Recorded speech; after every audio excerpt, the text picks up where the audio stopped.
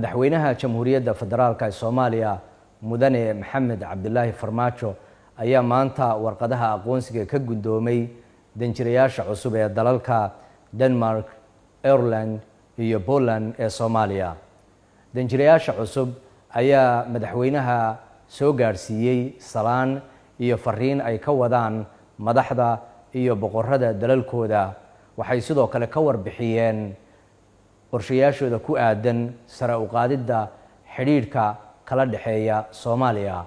Waxayna ka mahad celiyeen soo dhaweynta diiran ee dowladda federaalka iyo shacabka Soomaaliyeed ba ay u muujiyeen.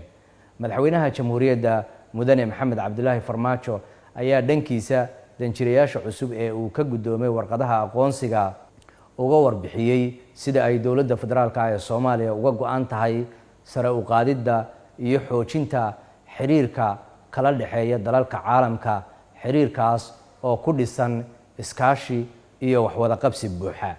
Ugu dambeynna madaxweynaha Jamhuuriyaddu waxa uu ugu hambaliyeeyay danjirayaasha cusub mas'uuliyadahan loo magacaabay.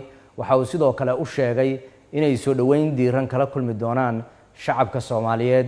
Dowladda federaalka ee Soomaaliyana ay ku garab siin doonto mas'uuliyadda loo igmaday ee diblomaasiyadda.